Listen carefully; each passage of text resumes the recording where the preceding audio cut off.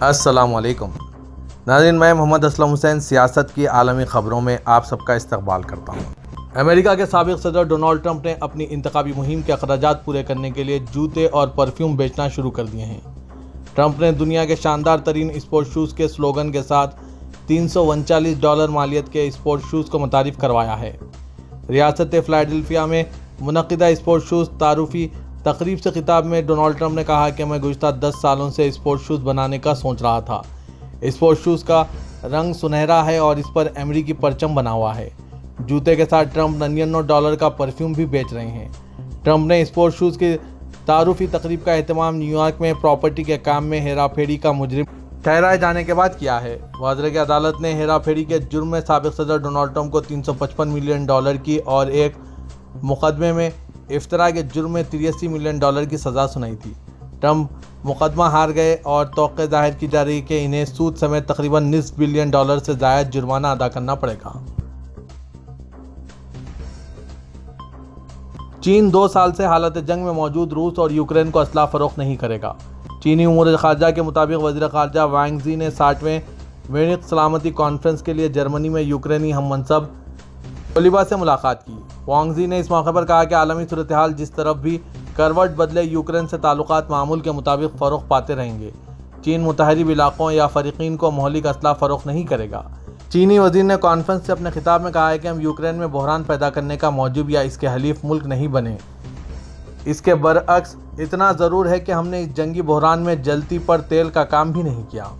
واضح کہ یوکرین روس جنگ کے دوران غیر جانبداری کا اعلان کرنے والے چین ماسکو کی مذمت نہ کرنے، حتیٰ اس سے اپنے اسٹریٹجک تعلقات کو مزید مضبوط بناتے ہوئے مغرب بالخصوص امریکہ کی تنقید کا سامنا کر رہا ہے۔ امریکہ کا کہنا ہے کہ چین روس کو اسلحہ اور دیگر گولہ بارود بھیج رہا ہے۔ یورپی یونین نے بھی چین سے مطالبہ کیا تھا کہ وہ روس کو عسکری اصول تعاون میں استعمال ہونے والی مصنوعات کی برآمدات محدود کریں۔ لگزمبرگ کے وزیر خارجہ اور نائب وزیر اعظم زاویر بیٹل نے کہا ہے کہ اگر اسرائیل نے رافع شہر پر حملہ کیا تو اسے اپنی آخری حمایت سے بھی محروم ہونا پڑے گا۔ زاویر بیٹل نے یورپی یونین وزراء خارجہ اجلاس سے قبل میڈیا کے لیے جاری کردہ بیان میں کہا ہے کہ غزہ پر 7 اکتوبر سے اسرائیلی حملے جاری ہیں۔ اس قدر طویل عرصہ گزر جانے کی وجہ سے ان حملوں کو جائز حق خود حفاظتی کہنا دشوار ہو گیا ہے۔ انہوں نے کہا کہ میں اسرائیلی سیاست دانوں کے ساتھ رابطے میں ہوں۔ میں نے انہیں آگاہ کر دیا ہے کہ ہمارے پاس موجود اعداد و شمار کے مطابق ہلاک کیے جانے والوں کا 70% سے زائد حصہ عورتوں، بچوں اور شہریوں پر مشتمل ہے۔ نتیجتاً اب ہم یہ نہیں کہہ سکتے کہ حملہ طے شدہ ہدف پر کیے جا رہے ہیں۔ لگزمبرگ کے وزیر خارجہ اور نائب وزیر اعظم زاویر بیٹل نے کہا کہ ملاقاتوں میں ہم نے رافع شہر پر حملے کے پلان سے متعلق اسرائیلی حکام کو متنبہ کیا ہے کہ اگر آپ آخری حمایت سے بھی محروم نہیں ہونا چاہتے تو ایسی حرکتوں سے باز رہیں جو بعد میں پشیمانی بن جائے۔ لگزمبرگ کے نائب وزیر اعظم زاویر بیٹل نے کہا کہ رافع شہر میں موجود افراد نہتے شہری ہیں، لہٰذا رافع کے بارے میں پلان جسے اسرائیل آپریشن قرار دے رہا ہے، آپریشن نہیں حملہ ہے۔ ہیگ میں واقع بین الاقوامی عدالت انصاف نے فلسطینی سرزمین پر اسرائیلی قبضے اور دیگر نکات پر سماعت کا آغاز کر دیا ہے۔ سماعت میں سب سے پہلے فلسطینی انتظامیہ کے وزیر خارجہ ریاض المالکی کو موقع دیا گیا۔ عدالت کے سامنے اقوام متحدہ کی جنرل اسمبلی کی طرف سے پیش کردہ اس استدعا کو زیر بحث لایا گیا، جو جنرل اسمبلی نے 2022 میں بین الاقوامی عدالت انصاف کے سامنے رکھی تھی کہ وہ فلسطین پر اسرائیل کے قبضے کی قانونی یا غیر قانونی نوعیت کے بارے میں اپنی رائے سے آگاہ کریں۔ اس اہم معاملے کی سماعت کا آغاز اس وقت ہوا ہے جب اسرائیلی قوتیں غزہ میں 4.5 ماہ سے جنگ جاری رکھے ہوئے ہیں اور اب تک اسرائیلی قوتوں نے غزہ میں 29,000 سے زائد فلسطینی قتل کیے ہیں، جبکہ زخمیوں کی تعداد اور پورے غزہ کی بمباری سے تباہی کے نتیجے میں 23 لاکھ بے گھر ہوئے فلسطینیوں کی بے بسی کا منظر دنیا کے سامنے ہے۔ یہ بھی اس جنگ کے دوران ہوا ہے کہ جنوبی افریقہ کی ایک درخواست پر اسی عدالت انصاف نے اسرائیلی قوتوں کے ہاتھوں فلسطینیوں کی نسل کشی کے معاملے کو دیکھا اور اسرائیل کے لیے حکم جاری کیا ہے۔ بین الاقوامی عدالت انصاف کی اس غیر معمولی سماعت کے دوران لگ بھگ 50 ملکوں کا موقف سامنے آیا، جبکہ عالمی سطح پر انسانی حقوق کے تحفظ کے لیے کام کرنے والی تنظیموں کو بھی اسرائیلی قبضے کے بارے میں اپنا موقف پیش کرنے کا موقع دیا جائے گا۔ بتایا گیا ہے کہ سماعت کے لیے مجموعی طور پر 6 دن مقرر کیے گئے ہیں، جن میں اسرائیلی قبضے اور ناجائز یہودی بستیوں کا موضوع بھی زیر بحث لایا جائے گا۔ دوسری جانب اسرائیل نے اپنا موقف تحریری طور پر عدالت کے سامنے پیش کیا ہے۔ یورپی یونین کے خارجہ امور اور سلامتی کی پالیسی کے اعلیٰ نمائندے جوزف بوریل نے کہا ہے کہ اسرائیل اس وقت تک جنگ سے حماس کو شکست نہیں دے سکتا جب تک فلسطینی عوام کے لیے 2 ریاستی حل پر مبنی مستقبل کا منصوبہ پیش نہیں کیا جاتا۔ جوزف بوریل نے جرمنی میں منعقدہ 60ویں میونخ سیکیورٹی کانفرنس میں ایک پینل میں شرکت کی۔ اسرائیل فلسطین تنازع کا ذکر کرتے ہوئے بوریل نے کہا کہ اگر ہم اس مسئلے پر جغرافیائی سیاسی کردار ادا کرنا چاہتے ہیں تو ہمیں یوکرین کے معاملے کی طرح زیادہ متحد ہونے کی ضرورت ہے۔ تاہم میں دیکھ رہا ہوں کہ یہاں مختلف نقطہ نظر ہیں اور بہت سے رکن ممالک اپنا کھیل کھیلنا چاہتے ہیں۔ جوزف بوریل نے کہا کہ فلسطینی عوام کے مستقبل کے لیے واضح سمت کے بغیر مشرق و سطح میں امن قائم نہیں ہوگا اور تنازع کا حل فوجی نہیں ہے۔ حماس ایک نظریہ ہے اور کسی بھی نظریے کو ختم نہیں کیا جا سکتا، اسے محض کسی بہتر نظریے کے ساتھ ہی مات دی جا سکتی ہے۔ انہوں نے کہا کہ یقیناً اس کا متبادل اسرائیل کی تباہی نہیں ہے، یہ اس بات کو یقینی بناتا ہے کہ اسرائیلی اور فلسطینی امن سے رہیں، یہ صرف عسکری کارروائیوں سے نہیں ہو سکتا۔ جوزف بوریل نے مغربی کنارے کی صورتحال کا بھی ذکر کرتے ہوئے کہا کہ وہاں کی پیش رفت 2 ریاستی حل کی راہ میں اصل رکاوٹ ہے۔ مغربی کنارے میں حالات میں کشیدگی آ رہی ہے، ہم کسی بڑے دھماکے کے دہانے پر ہو سکتے ہیں۔ یورپی یونین کے ہائی کمشنر برائے خارجہ تعلقات و سلامتی پالیسی جوزف بوریل نے کہا ہے کہ دریائے اردن کے مغربی کنارے میں 11 مارچ تا 9 اپریل ماہ رمضان کے دوران عوام کو مسجد میں داخلے سے روکا گیا تو صورتحال موجودہ سے کہیں زیادہ خراب ہو جائے گی۔ بیلجیم کے دارالحکومت برسلز میں منعقدہ وزرائے خارجہ اجلاس سے قبل ذرائع ابلاغ کے لیے جاری کردہ بیان میں جوزف بوریل نے کہا ہے کہ غزہ اور دریائے اردن کے مغربی کنارے کی صورتحال کا موضوع اجلاس کے ایجنڈے کے موضوعات میں سے ایک ہوگا۔ انہوں نے کہا کہ میں نے گزشتہ ہفتے کے اواخر میں بھی جاری کردہ بیان میں اسرائیل سے رافع شہر پر دوبارہ حملے سے پرہیز کی اپیل کی تھی۔ رکن ممالک کے اس موضوع پر متفق نہ ہونے کی وجہ سے میں شخصی طور پر یہ اپیل کرنے پر مجبور ہو گیا۔ ہمیں اسرائیل پر دباؤ ڈالنا جاری رکھنا چاہیے۔ دریائے اردن کے مغربی کنارے کی صورتحال کی طرف توجہ مبذول کرواتے ہوئے جوزف بوریل نے کہا ہے کہ ہم غزہ کی صورتحال پر بات کر رہے ہیں لیکن حالات دریائے اردن کے مغربی کنارے میں بھی اچھے نہیں ہیں۔ یہاں یہودی آبادکار فلسطینیوں پر حملے کر رہے ہیں۔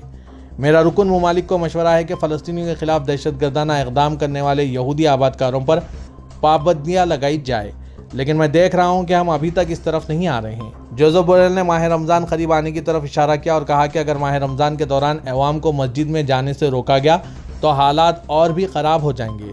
وزیر کہ اسرائیل کے وزیر اعظم بنیامین نیتنیاہو نے کہا تھا کہ ماہ رمضان میں فلسطینیوں کے مسجد اقصی میں داخلے کو محدود کر دیا جائے گا۔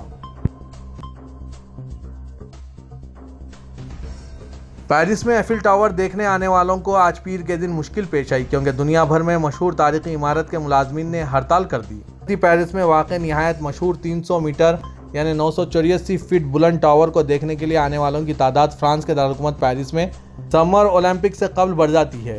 آج ایفل ٹاور کی ویب سائٹ پر مختلف زبانوں میں لوگوں کو خبردار کیا گیا کہ وہ ایفل ٹاور کا رخ کرنے سے قبل ویب سائٹ چیک کر لیں یا آنے کا پروگرام ملتوی کر دیں۔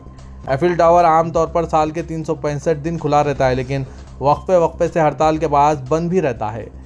دسمبر میں کرسمس اور سال نو کے موقع پر اسے دن بھر بند رکھا گیا تھا کیونکہ ملازمین نے ہڑتال کر دی تھی۔ ایفل ٹاور کے ملازمین کی بڑی تعداد کی نمائندگی کرنے والی CGT یونین نے کہا ہے کہ آج پیر کے دن ہڑتال تنخواہ میں اضافہ اور عمارت کی بہتر دیکھ بھال کے مطالبوں پر کی گئی۔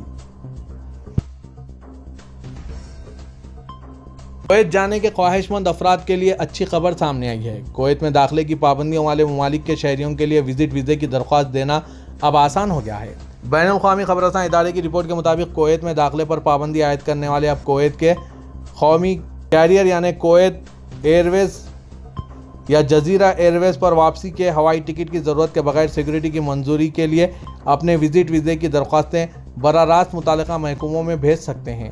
رپورٹ کے مطابق وزارت داخلہ میں ریسیڈنسی افیئر سیکٹر نے قومی کیریئر پر واپسی کے ہوائی ٹکٹ کی ضرورت کو ختم کرتے ہوئے سیکیورٹی کلیئرنس کے لیے 8 کا اعلیٰ ممالک کے شہریوں کی درخواستیں قبول کرنے کا حکم جاری کیا ہے۔ تاہم یہاں یہ امر قابل غور ہے کہ واپسی کا ٹکٹ اس وقت تک حاصل کرنا ضروری ہے جب اسپانسر وزارت داخلہ کے متعلقہ حکام سے سیکیورٹی منظوری حاصل کر لیں۔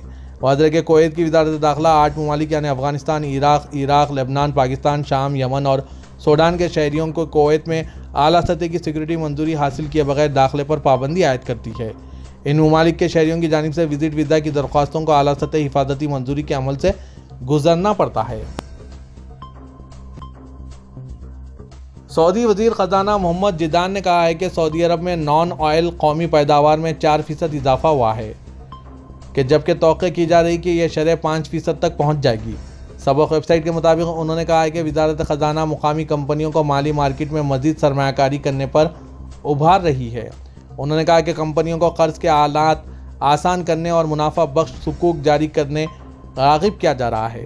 انہوں نے کہا ہے کہ حکومت نے گزشتہ 5 سالوں سے 3 سال سے 50 سال تک کے لیے منافع بخش اسکیمیں تیار کر رکھی ہے۔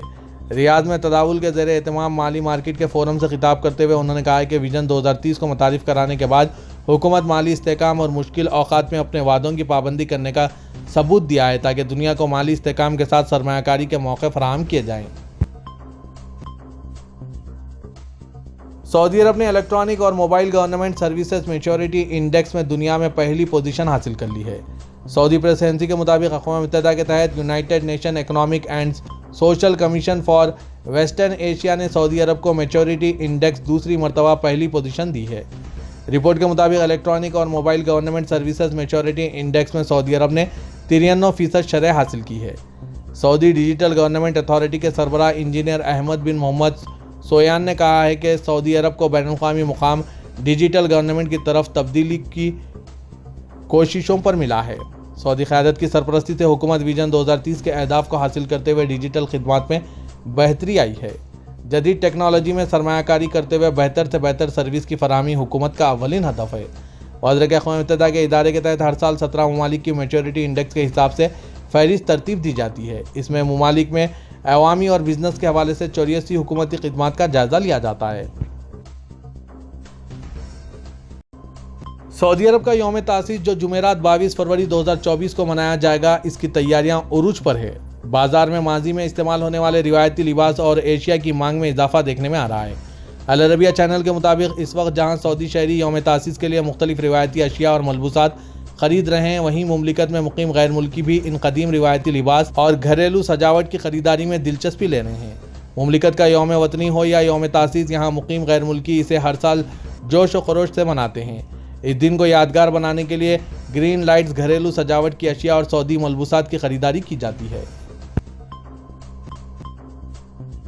سعودی عرب میں پانی اور بجلی ریگولیٹری اتھارٹی نے کہا ہے کہ طلبہ کے امتحانات کے دنوں میں بل کی عدم ادائیگی پر بجلی نہیں کاٹی جا سکتی۔ سبق ویب سائٹ کے مطابق اتھارٹی نے کہا ہے کہ بل کی عدم ادائیگی پر امتحان کے دنوں میں اگر بجلی کاٹنے پر صارف کو 500 ریال معاوضہ دیا جائے گا۔ اتھارٹی نے کہا ہے کہ بجلی کا بل ادا نہ کرنے کی صورت میں بجلی کاٹنے کے ضابطے مقرر کیے گئے ہیں، جن کی پابندی بجلی کمپنی پر لازم ہے۔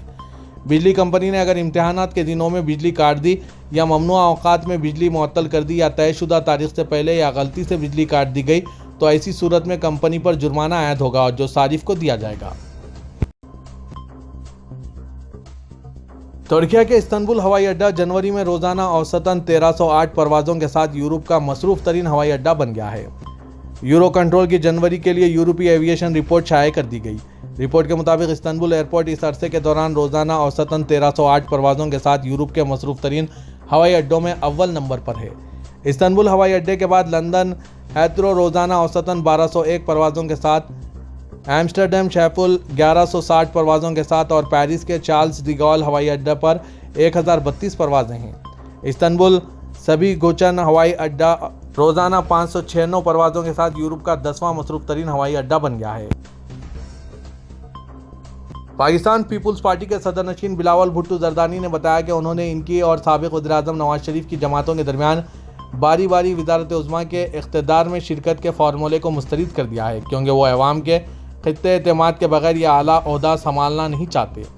35 سالہ سابق وزیر خارجہ پاکستان پیپلز پارٹی کے امیدوار وزارت عظمیٰ تھے، تاہم 8 فروری کے الیکشن میں ان کی پارٹی کو قومی اسمبلی میں 54 نشستیں ملی۔ ان کی جماعت جیل میں بند سابق وزیر اعظم عمران خان کی پاکستان تحریک انصاف کے تائیدی 90 اعداد ارکان اور نواز شریف کی پاکستان مسلم لیگ نواز سے پیچھے رہ گئی۔ حکومت بنانے کے لیے پاکستان کی 266 رکنی قومی اسمبلی میں 133 نشستیں جیتنا ضروری ہے۔ پاکستان پیپلز پارٹی اور پاکستان مسلم لیگ نواز کئی میٹنگز کے باوجود پاور شیئرنگ فارمولے پر اتفاق رائے نہ ہو سکا۔ صوبہ سندھ میں پاکستان پیپلز پارٹی کی انتخابی جیت کا جشن منانے یوم تشکر ریلی سے خطاب میں انہوں نے کہا کہ پاکستان مسلم لیگ نے مجھ سے کہا کہ ہمیں 3 سال وزیر اعظم بننے دے اور بعد کے 2 سال آپ وزیر اعظم بن جائے، میں نے منع کر دیا۔